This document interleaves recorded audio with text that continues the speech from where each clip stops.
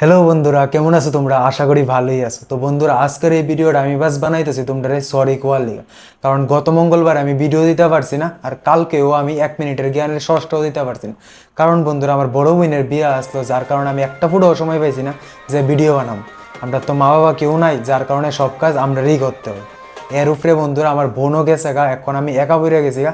তো একটু আপসেট রয়েছি 1 2 3 দিনে। কিন্তু বন্ধুরা তোমরা চিন্তা করো না, কারণ নেক্সট উইক থেকে আমি প্রমিস করতেছি যে প্রত্যেক মঙ্গলবারে তোমরা ভিডিও পাইয়া লাইবা, আর প্রত্যেক দিন 1 মিনিটের জ্ঞানের ষষ্ঠও পাইয়া লাইবা।